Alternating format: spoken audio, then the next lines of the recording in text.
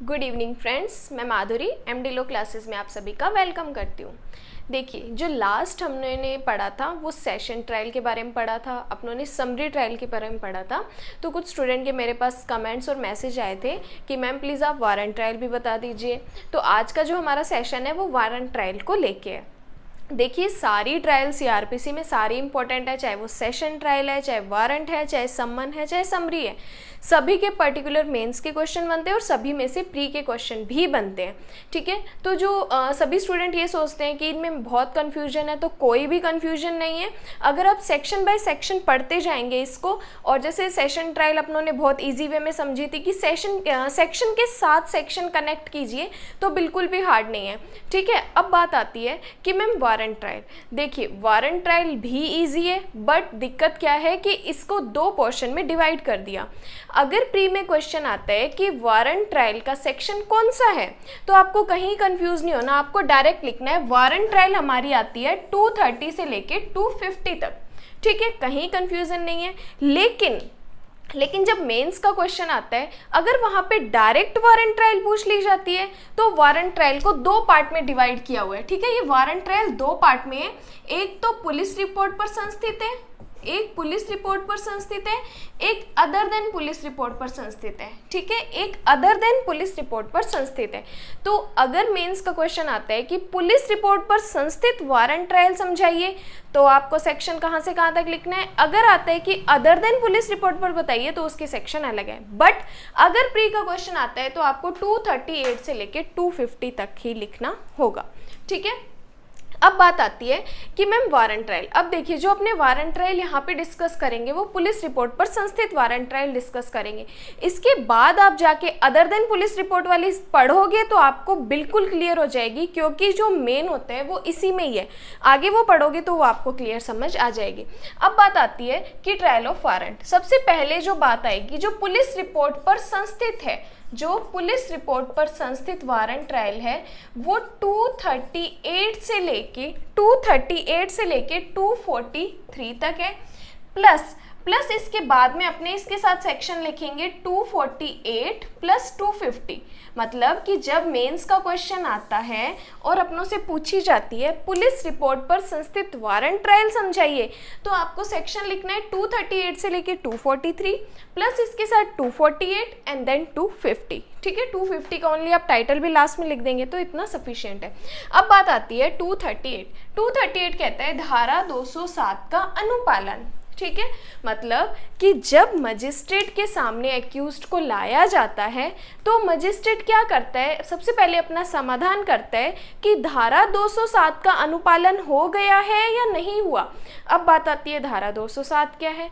अब आप bare act निकालिए और बेयर एक्ट खोलिए, उसमें 207 में क्लियर लिखा हुआ है कि जब पुलिस रिपोर्ट पर संस्थित कार्रवाई की जाती है और एक्यूज्ड मजिस्ट्रेट के सामने लाया जाता है, तो मजिस्ट्रेट क्या करेगा, एक्यूज से सबसे पहले पूछेगा और उसको सबसे पहले वो सारे डॉक्यूमेंट्स प्रोवाइड करवाएगा, और सारे डॉक्यूमेंट्स निशुल्क प्रोवाइड करवाएगा। कौन कौन से डॉक्यूमेंट, कि वो देखेगा 207 में उसको पुलिस रिपोर्ट जो हुई है वो मिल गई है, एफआईआर कोई की हुई है तो वो उसके डॉक्यूमेंट मिल गए हैं, 161 के कोई स्टेटमेंट है तो वो मिल गए हैं, 164 में कोई कन्फेशन किया हुआ है तो उसके कोई डॉक्यूमेंट है वो मिल गए हैं, और 173 सबसेक्शन 5 के दिन कोई डॉक्यूमेंट है तो वो उसको मिल जाना चाहिए।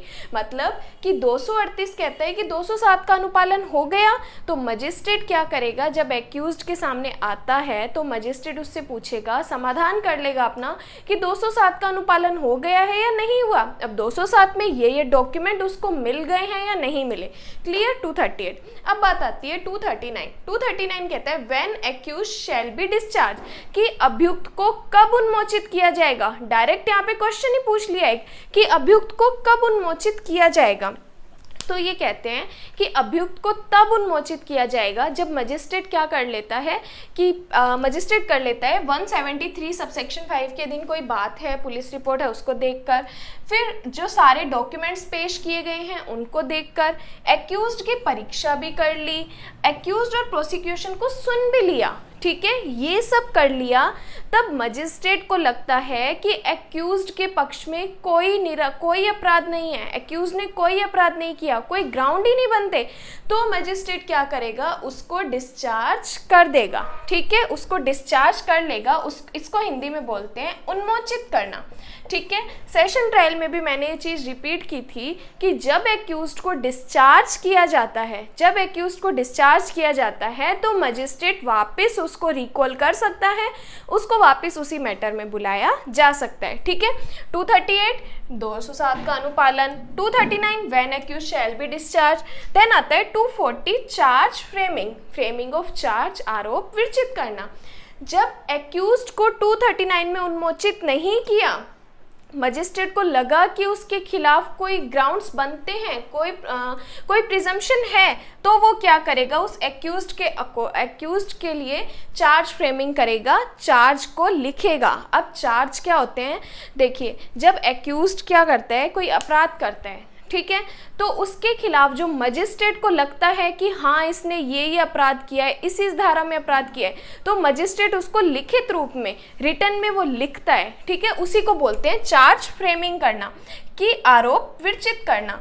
तो मजिस्ट्रेट को लगता है, मजिस्ट्रेट की राय है या उसने प्रिजम्पशन की है, उसको प्रिजम्पशन करने के लिए कारण है उसके पास कि एक्यूज्ड ने क्या किया है, अपराध किया है, तो मजिस्ट्रेट क्या करेगा, आरोप लिखित रूप में विरचित करेगा। सबसेक्शन 2 कहता है जब वो आरोप लिखित रूप में विरचित करेगा तो एक्यूज्ड को पढ़कर सुनाएगा, समझाएगा और उससे पूछेगा कि क्या तुम दोषी होने का अभिभाव करते हो या विचारण किए जाने का दावा करते हो। अब ये 2 लाइन का क्या मतलब है, मतलब मजिस्ट्रेट उससे पूछेगा कि क्या तुमने ये अपराध किया है, तुम अपना जुर्म स्वीकार कर रहे हो या नहीं, या तुम आगे ट्रायल करना चाहते हो। तो ठीक है, तो ये सेक्शन 240 यहाँ तक क्लियर। देन 241 कहता है conviction on plead of guilty, मतलब कि जब 240 में जब मजिस्ट्रेट ने उससे पूछा कि तुम विचारण किए जाने का दावा करते हो या प्लीड गिल्टी करते हो, तो एक्यूज्ड बोलता है कि हाँ मैंने ये अपराध किया है, मैं प्ली गिल्टी करती हूँ। तो 241 में उसके अगेंस्ट क्या कर देगा, कन्विक्शन कर देगा और उसको दोष सिद्ध कर देगा, क्योंकि 240 में जब उसके खिलाफ चार्ज फ्रेमिंग किए थे तो उसने बोला था कि हाँ मैंने अपराध किया है, तो क्या करेगा, उसके खिलाफ 241 में कन्विक्शन ऑन प्लीड गिल्टी कर देगा, मतलब उसको दोष सिद्ध कर देगा। देन 242 कहता है एविडेंस फॉर प्रोसिक्यूशन, मतलब एविडेंस फॉर प्रोसिक्यूशन क्योंकि जब 241 में उससे पूछा था कि तुम दोषी होने का विभाग करते हुए विचारण किए जाने का दावा करते हो, तब उसने अपना जुर्म स्वीकार नहीं किया, उसने बोला कि मैं विचारण करना चाहता हूँ, मैं आगे ट्रायल करना चाहता हूँ। तो 242 में क्या कर दिया, अपनों प्रोसिक्यूशन के लिए, साक्ष्य के लिए रख दिया, प्रोसिक्यूशन एविडेंस फॉर प्रोसिक्यूशन। तो इसमें क्या करेगा, मजिस्ट्रेट साक्ष्यों के लिए तारीख नियत करेगा, क्योंकि उसने तो प्लीड गिल्टी की नहीं, उसने क्या किया था, विचारण के लिए दावा किया था। तो अब मजिस्ट्रेट क्या करेगा, उसके विटनेसेस के लिए, सभी के लिए तारीख नियत करेगा। देन आता है 243 एविडेंस फॉर डिफेंस, मतलब कि अब एक्यूज्ड को बोलेगा तुम अपनी प्रतिरक्षा करो, तुम अपने एविडेंस पेश करो, तुम कह रहे हो ना तुमने अपराध नहीं किया, तो तुम अपने साक्ष्य लेके आओ, हम तुम पे बिलीव करेंगे। तो यहाँ पे 243 में एविडेंस फॉर डिफेंस, मतलब एक्यूज्ड अपने क्या करेगा, प्रतिरक्षा पेश करेगा, डिफेंस पेश करेगा। लेकिन अब यहाँ पे एक्यूज्ड क्या करता है, एप्लीकेशन भी लगा सकता है कि ये मेरे डॉक्यूमेंट्स है या ये विटनेस है, तुम इनके लिए आदेशिका जारी करो। तो मजिस्ट्रेट क्या कर सकता है, उसके लिए आदेशिका जारी कर सकता है, उनको बुला सकता है। लेकिन मजिस्ट्रेट को लगता है कि नहीं ये टाइम वेस्ट कर रहा है, तंग कर रहा है, तो उसकी एप्लीकेशन रिजेक्ट भी कर सकता है। ठीक है, अब जो 238 से लेके 243 तक है, 238 से लेके 243 तक है, ये तो आगे इतनी वारंट ट्रायल। उसके बाद में आप जब बेर एक्ट देखोगे तो 244 से अदर देन पुलिस रिपोर्ट पर संस्थित वारंट ट्रायल स्टार्ट हो जाती है। तो अगर पर्टिकुलर आपसे पुलिस रिपोर्ट पर संस्थित पूछी जाती है तो 243 तक लिख लिया। देन उसके बाद आप लिखोगे 248, क्योंकि जब एविडेंस फॉर डिफेंस के लिए किया था तब जो एविडेंस उसने पेश किए, अगर उसके खिलाफ एविडेंस मिल जाते हैं तो वो क्या करेंगे, एक्विटल और कन्विक्शन कर देंगे। मतलब कि अगर उसके खिलाफ जो सबूत मिलते हैं, मतलब कि ये अपराध क्या किया है, अभियुक्त ने किया है, तो क्या करेगा, मजिस्ट्रेट उसको कन्विक्शन कर देगा, दोष सिद्ध कर देगा। अगर उसके खिलाफ अपराध नहीं मिलते तो उसको एक्विटल कर देगा। अब यहाँ पे बात आती है कि जब उसको कन्विक्ट किया जाता है, तो मजिस्ट्रेट 2 सेक्शन देखता है, एक देखता है 325, एक देखता है 360। मतलब अब मैम ये 325 और 360 क्या है? देखिए, जब भी एक्यूज्ड को कन्विक्ट किया जाता है और मजिस्ट्रेट ऐसी पनिशमेंट दे रहा है जो उसके जुरिस्डिक्शन में नहीं है, तो वो क्या करेगा, 325 में किसके पास भेज देगा, सीजीएम के पास भेज देगा। ठीक है, 325 इसलिए देखते हैं।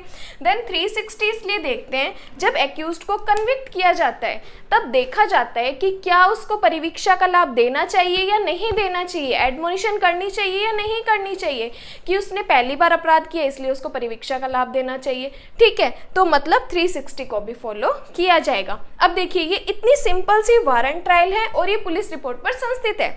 अब आप जाके अदर देन पुलिस रिपोर्ट पर देखोगे तो इसमें से 60% आपको सेम मिल जाएगा। तो अगर आपकी ये पुलिस रिपोर्ट पर संस्थित वारंट ट्रायल क्लियर है तो अदर देन पुलिस रिपोर्ट पर भी आप इजीली कर सकते हो। ठीक है, तो ये इतनी सिंपल सी वारंट ट्रायल अपनों ने पढ़ी। अगर ये मेरी वीडियो आपको पसंद आई हो तो ऑलरेडी आप मेरे सब्सक्राइबर हैं तो वीडियो को लाइक कर देना और अच्छे अच्छे कमेंट्स कर देना, और कोई डाउट है तो वो भी आप मेरे को कमेंट कर सकते हो। और अगर मेरी वीडियो पर कोई न्यू आया है तो वो मेरे चैनल को सब्सक्राइब कर देना ताकि नेक्स्ट वीडियो उसके पास जल्दी से जल्दी पहुँचे। Thank you so much.